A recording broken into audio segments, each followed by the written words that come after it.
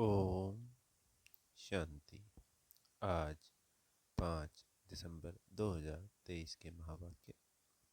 प्यारे मीठे बाप दादा ने कहा, मीठे बच्चे, कल्याणकारी बाप अभी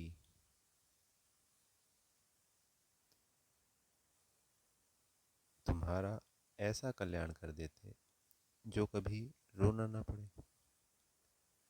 रोना अकल्याण व देह अभिमान की निशानी है, क्योंकि जब हम आत्मिक स्थिति में स्थित होते हैं तो कभी भी रोते नहीं, यानी सत्युग और त्रेता में कभी रोते नहीं हैं। प्रश्न है, किस अटल भावी को जानते हुए तुम्हें सदा निश्चिंत रहना है? उत्तर है, तुम जानते हो कि इस पुरानी दुनिया का विनाश अवश्य होना है। ये हो गई अटल भावी। भल पीस के लिए प्रयास करते रहते हैं, लेकिन नर चाहत कुछ और। कितना भी कोशिश करें यह भावी टल नहीं सकती। नेचुरल क्लाइमिटीज आदि भी होनी है। तुम्हें नशा है कि हमने ईश्वरीय गोद ली है। जो साक्षात्कार किए हैं वह सब प्रैक्टिकल में होना ही है, इसलिए तुम सदा निश्चिंत रहते हो। तो संसार वाली आत्माएं डरी रहती हैं और वो प्रयास करती रहती हैं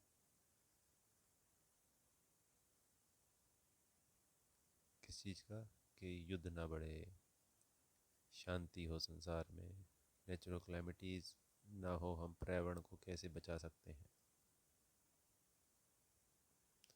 ओम शांति।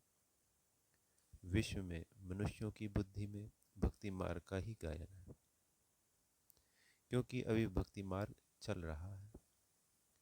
यहाँ फिर भक्ति का गायन नहीं है, यहाँ तो बाप का गायन है। बाप की महिमा करनी होती है। जिस बाप से इतना उच्च वर्षा मिलता है, भक्ति में सुख नहीं है। भक्ति में रहते हुए भी याद तो स्वर्ग को करते हैं ना। मनुष्य मरते हैं तो कहते हैं स्वर्गवासी हुआ, तो खुश होना चाहिए ना। जबकि स्वर्ग में जन्म लेते तो फिर रोने की तो दरकार ही नहीं है। यानी आज अगर वो स्वर्गवासी हो गया तो फिर तो खुश होना चाहिए, रोना थोड़ी चाहिए कि वो चला गया। वास्तव में यह सच्ची बात तो है नहीं कि स्वर्गवासी हुआ, इसलिए रोते रहते हैं। अब इस रोने वालों का कल्याण कैसे हो? रोना दुख की निशानी है। मनुष्य रोते तो है ना। बच्चे जन्मते हैं तो भी रोते हैं, क्योंकि दुख होता है। दुख नहीं होगा तो जरूर हर्षित रहेंगे। रोना तब आता है जब कोई ना कोई अकल्याण होता है। कोई दुख की बात होती है तभी तो रोना आता है। सत्युग में कभी अकल्याण नहीं होता, इसलिए वहां कभी नहीं रोते। अकल्याण की बात ही नहीं होती। यहाँ कभी कमाई में घाटा पड़ता है या कभी अन्न नहीं मिलता है तो दुखी होते हैं, दुख में रोते हैं। भगवान को याद करते हैं कि आकर सभी का कल्याण करो। अगर सर्वव्यापी हैं तो किसको कहते हैं कल्याण करो? अगर परमात्मा सर्वव्यापी हो तो किसको कहेंगे कल्याण करो? परमपिता परमात्मा को सर्वव्यापी मानना बड़े ते बड़ी भूल है। बाप है सबका कल्याणकारी, वह एक ही कल्याणकारी है, तो जरूर सबका कल्याण करेंगे। तुम बच्चे जानते हो परमपिता परमात्मा हमेशा कल्याण ही करते हैं। अब वह परमपिता परमात्मा कब आए जो विश्व का कल्याण करे? विश्व का कल्याण करने वाले और कोई तो है नहीं। परमात्मा के अलावा और कौन कर सकता है? कोई है ही नहीं। बाप को फिर सर्वव्यापी कह देते हैं। कितनी भारी भूल है। अभी बाप अपना परिचय देकर कहते हैं मन मना भव।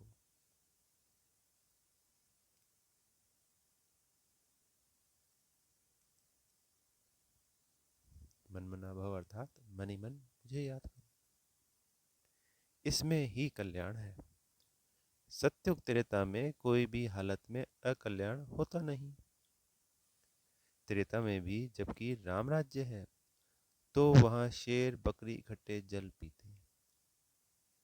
हम राम सीता के राज्य की इतनी स्तुति नहीं करेंगे, क्योंकि दो कला कम हो जाने से कुछ न कुछ सुख कम मिलता है। हम तो पसंद करते हैं स्वर्ग, जो बाप स्थापन करते हैं। उसमें पूरा वर्षा पाए तो बहुत अच्छा है। ऊंचते ऊंच बाप से वर्षा ले हम कल्याण करें। भले हम भी बाबा से पूरा वर्षा लें और औरों को भी दिलवाएं। हर एक को अपना कल्याण करना है श्रीमत पर। बाप ने समझाया है, एक है आसुरी संप्रदाय और दूसरा है दैवी संप्रदाय। अभी एक तरफ रावण राज्य है, दूसरी तरफ मैं दैवी संप्रदाय स्थापन कर रहा हूँ। ऐसे नहीं कि अभी दैवी संप्रदाय है, आसुरी संप्रदाय को मैं दैवी बना रहा हूँ। कहेंगे दैवी संप्रदाय तो सतयुग में होता है। बाप कहते हैं इस आसुरी संप्रदाय को दैवी संप्रदाय भविष्य के लिए बनाता हूँ। तो आज ये जो कलयुग की दुनिया है, दैवी संप्रदाय अर्थात सतयुग, तो कलयुग को सतयुग कौन बनाता है? बाबा। अभी है ब्राह्मण संप्रदाय, दैवी संप्रदाय बन रहा है। गुरु नानक ने भी कहा है, मनुष्य से देवता किए करत न लागी वार, यानी मनुष्य से देवता बनने में समय नहीं लगता। तो ये कमाल किसकी? बाबा। परंतु कौन से मनुष्य हैं जिनको देवता बनाएंगे? वह ड्रामा के आदि मध्य अंत को तो जानते नहीं। संसार वाले सृष्टि के आदि में जो लक्ष्मी नारायण शिष्टाचारी हैं, वह भी आदि मध्य अंत को नहीं जानते, त्रिकालदर्शी नहीं है। आगे जन्म में त्रिकालदर्शी थे, स्वदर्शन चक्रधारी थे, तब यह राज्य पद पाया। बाबा यहाँ पे कह रहे हैं कि जो लक्ष्मी नारायण है वो तो जानते नहीं है, त्रिकालदर्शी, न तीनों लोगों को जानते, न तीनों कालों को जानते, आदि मध्य अंत। आगे उससे पिछले जन्म में वो त्रिकालदर्शी थे, सुदर्शन चक्रधारी थे, इसलिए यह राज्य पद पाया। उन्होंने फिर सुदर्शन चक्र दे दिया विष्णु को। तो यह भी समझाना है कि सुदर्शन चक्रधारी ब्राह्मण है, तो मनुष्य आश्चर्य खाएंगे। वह तो श्री कृष्ण को भी कह देते और विष्णु को भी कह देते सुदर्शन चक्रधारी। यह तो जानते नहीं कि विष्णु के दो रूप लक्ष्मी नारायण हैं। हम भी नहीं जानते थे। मनुष्य तो हर बात में कह देते हैं भावी। जो होने वाला है उसको कोई टाल नहीं सकते।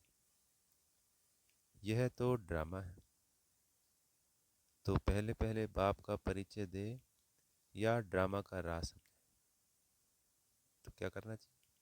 तो बाबा का परिचय हमें पहले देना चाहिए। सो भी जब बाबा की याद हो, पहले पहले बाप का परिचय देना चाहिए। बेहद का बाबा शिव बाबा तो मशहूर है, रुद्र बाबा भी नहीं कहते, तो बाबा भी सिर्फ शिव को कहते हैं और किसी को बाबा थोड़ी कहते हैं। शंकर बाबा, राम बाबा, विष्णु बाबा कभी कहा है क्या? सिर्फ शिव बाबा। शिव बाबा नामी ग्रामी। बाप ने समझाया है कि जहाँ जहाँ भक्त हैं उन्हों को जाकर समझाओ। अखबारों में पढ़ा था, मनुष्य कहते हैं कि हिमालय की इतनी मल्टी मिलियन एज है, यानी जो हिमालय पर्वत है उसकी आयु इतनी अरबों खरबों वाली एज। अब हिमालय की कोई आयु होती है क्या? यह तो सदैव है ही। हिमालय कभी गुम होता है क्या? यह भारत भी अनादि है। कब रचा गया उसकी एज नहीं निकाल सकते, आयु नहीं निकाल सकते। वैसे हिमालय के लिए भी नहीं कह सकते कि यह कब से। इस हिमालय पहाड़ की आयु गिनी नहीं जाती। ऐसे थोड़ी कहेंगे कि आकाश की व समुद्र की आयु इतनी है।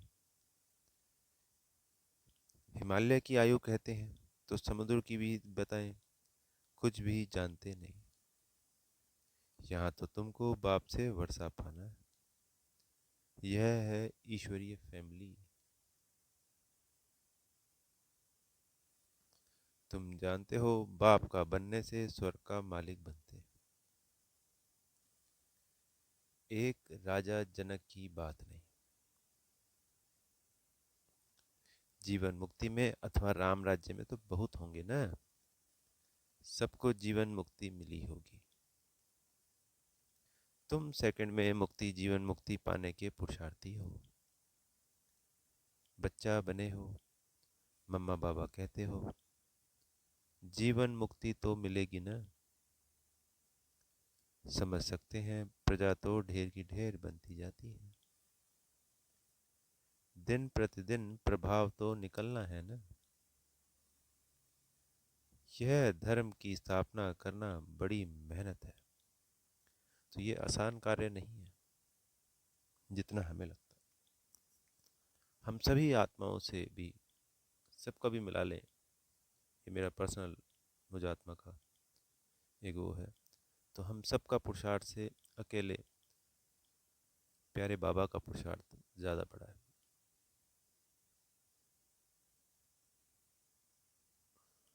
हमें तो कुछ पता भी नहीं चलता।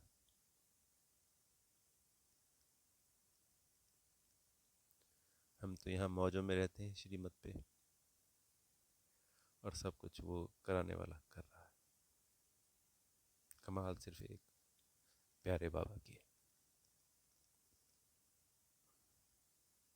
बेहद का शुक्रिया प्यारे मीठे बाबा, बेहद का शुक्रिया। वह तो ऊपर से आके स्थापना करते हैं।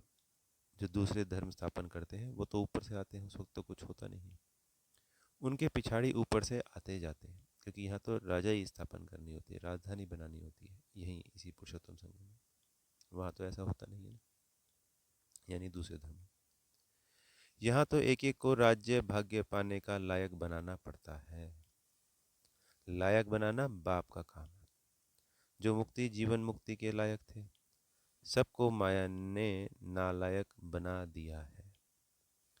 5 तत्व भी नालायक बने हैं, फिर लायक बनाने वाला बाप है।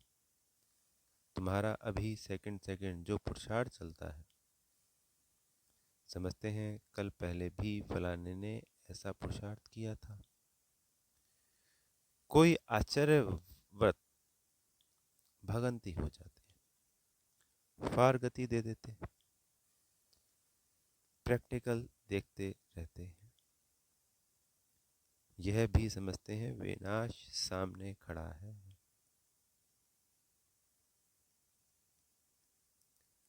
ड्रामा अनुसार सबको एक्ट में आना है। नर चाहत कुछ और। वह चाहते हैं पीस हो, परंतु भावी को तुम बच्चे जानते हो। तुमने साक्षात्कार किया है। वह भल कितना भी माथा मारे कि विनाश ना हो, परंतु यह भावी टल नहीं सकती। अर्थक्वेक, नेचुरल कैलेमिटीज होंगी, वह क्या कर सकते। कहेंगे यह तो गॉड का काम है। तुम्हारे में भी बहुत थोड़े हैं जिनको इतना नशा चढ़ता है और याद में रहते हैं। सब तो परिपूर्ण नहीं बने हैं। तुम जानते हो यह भावी टलने की नहीं है, अन्न नहीं है, मनुष्यों के रहने के लिए जगह नहीं है, 3 पैर पृथ्वी के नहीं मिलते। तुम्हारा यह है ईश्वरीय परिवार, माता पिता और बच्चे। बाप कहते हैं मैं बच्चों के आगे ही प्रत्यक्ष होता हूँ, बच्चों को सिखाता हूँ। बच्चे भी कहते हैं हम बाप की मत पर चलते हैं। बाप भी कहते हैं मैं बच्चों के ही सम्मुख आकर मत देता हूँ। बच्चे ही समझेंगे, नहीं समझते हैं तो छोड़ो, लड़ने की कोई बात नहीं। यानी हम जब दूसरों को समझाते हैं और वो नहीं समझते हैं तो छोड़ दो। हम परिचय देते हैं बाप का। बाप कहते हैं मुझे याद करो तो विक्रम विनाश होंगे, और सुदर्शन चक्र को याद करो तो चक्रवर्ती राजा बनेंगे। मन मना भव मध्य जीव भव का अर्थ भी यह है। बाप का परिचय दो जिससे क्रिएटर और क्रिएशन का राज तो समझ जाएं। मुख्य यह एक ही बात है।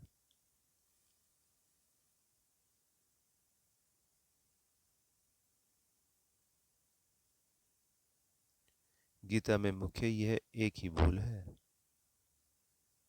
बाप कहते हैं मुझ कल्याणकारी को ही आकर कल्याण करना है। कल्याणकारी कौन? प्यारे बाबा।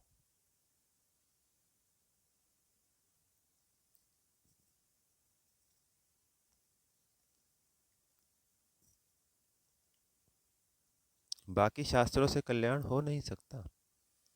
पहले तो सिद्ध करना है कि भगवान एक है। उनको तुम याद करते हो परंतु जानते नहीं। बाप को याद करना है तो परिचय भी चाहिए ना। वह कहाँ रहते हैं? आते हैं वह नहीं। बाप वर्षा तो जरूर यहाँ के लिए देंगे या वहां के लिए देंगे। बाप तो सम्मुख चाहिए। शिवरात्रि भी मनाते हैं। शिव तो सुप्रीम फादर है सब आत्माओं का। वह रास्ता है, नई नॉलेज देते हैं। सृष्टि चक्र के आदि मध्य अंत को वह जानते हैं। वह है ऊंचे से ऊंचा टीचर जो मनुष्य को देवता बनाते हैं, राजयोग सिखलाते हैं। मनुष्य कभी राजयोग सिखला ना सके। हमको भी उसने सिखलाया तब हम सिखलाते हैं। शिव बाबा ने हमको सिखलाया तब हम सिखलाते हैं। गीता में भी शुरुआत में और अंत में मन मना भव और मध्य जीव भव कहा है। झाड़ और ड्रामा का नॉलेज भी बुद्धि में रहता है। डिटेल में समझाना पड़ता है।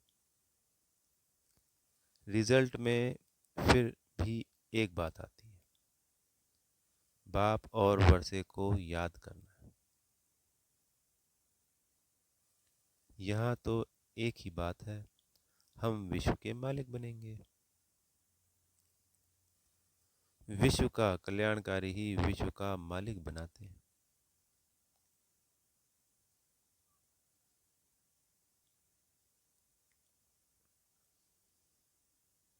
नर्क का थोड़ी मालिक बनाएंगे। दुनिया यह नहीं जानती कि नर्क का रचयिता रावण है और स्वर्ग का रचयिता बाप है। अब बाप कहते हैं मौत सामने खड़ा है, सबकी वानप्रस्थ अवस्था है, मैं लेने आया हूँ। मुझे याद करो तो विक्रम विनाश होंगे। आत्मा मैली से शुद्ध हो जाएगी, फिर तुमको स्वर्ग में भेज देंगे। यह निश्चय बुद्धि से किसको समझाना है? तोते मौफिक नहीं, निश्चय बुद्धि को फिर रोने की व देह अभिमान में आने की बात ही नहीं रहती। देह अभिमान बहुत गंदा बना देता है।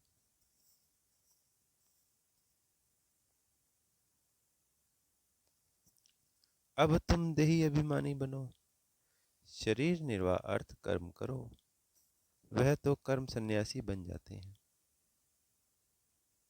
यहाँ तुमको गृहस्थ व्यवहार में रहना है, बच्चों को संभालना है। बाप को और चक्र को जानना तो बहुत सहज है। बाप को कितने बच्चे हैं, फिर उनमें कोई सपूत है और कोई कपूत है।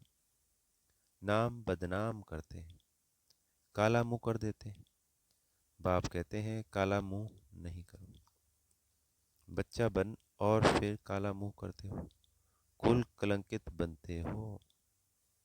इस कामचिता से तुम सांवरे बने हो, कामचिता पर थोड़ी ही जल मरना है। हल्का नशा भी नहीं होना चाहिए। जो नशा है यानी निश्चय है, उमंग है, वो भी पूरा होना चाहिए। सन्यासी आदि अपने फॉलोअर को ऐसे थोड़ी कहेंगे, वह रियलिटी में नहीं है। बाप तो सबको सच्ची बातें समझाते हैं। बाप कहते हैं मुझे याद करो, तुमने गारंटी की है बाबा आपकी मत पर चल हम स्वर्गवासी बनेंगे। बाप कहते हैं बच्चे फिर विषय गटर में गिरने का ख्याल क्यों करते हो। तुम बच्चियां जब ऐसी मुरली चलाओ तो कहेंगे ऐसा ज्ञान तो हमने कभी नहीं सुना।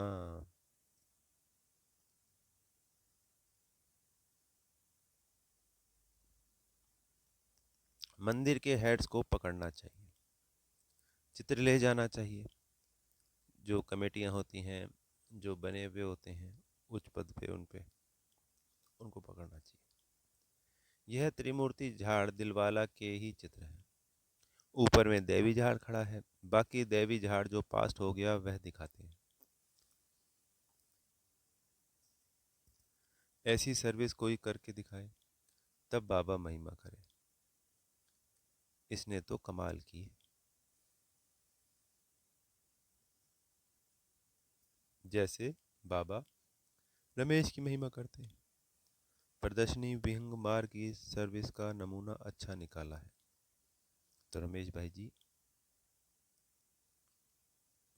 तो बाबा वहाँ उनकी तारीफ भी करते हैं, महिमा करते हैं। और जो प्रदर्शनी के लिए जो निकाला है, बाबा बता रहे हैं कि निकाला होगा, तो वो कह रहे हैं कि वो विहंग मार्ग की सर्विस का नमूना अच्छा निकाला है। यहाँ भी प्रदर्शनी करेंगे, चित्र तो बहुत अच्छे हैं।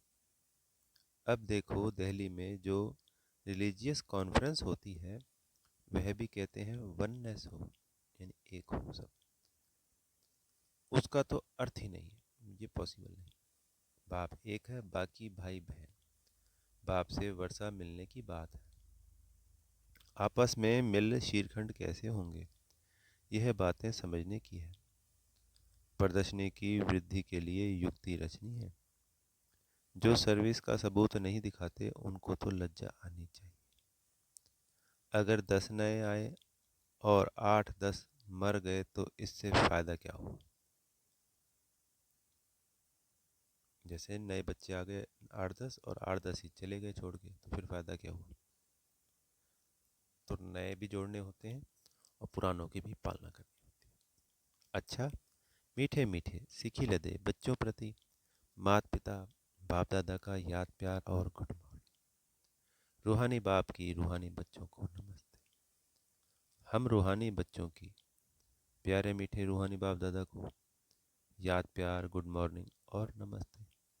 धारणा के लिए मुख्य सार, पहला पॉइंट, शरीर निर्वाह अर्थ काम करते देही अभिमानी रहने का अभ्यास करना है। किसी भी परिस्थिति में रोना व देह अभिमान में नहीं आना है। दूसरा, श्रीमत पर अपना और दूसरों का कल्याण करना है। सपूत बन बाप का नाम वाला करना है। प्यारे सतगुरु जी से वरदान मिल रहा है, व्यर्थ संकल्पों को समर्थ में परिवर्तित कर सहज योगी बनने वाले समर्थ आत्मा भव। कई बच्चे सोचते हैं कि मेरा पाठ तो इतना दिखाई नहीं देता, योग तो लगता नहीं, अशरीरी होते नहीं। यह है व्यर्थ संकल्प। इन संकल्पों को परिवर्तित कर समर्थ संकल्प करो कि याद तो मेरा स्वधर्म है।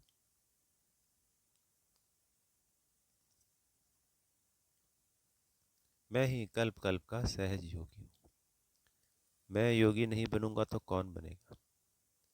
कभी ऐसे नहीं सोचो कि क्या करूं, मेरा शरीर तो चल नहीं सकता, यह पुराना शरीर तो बेकार है।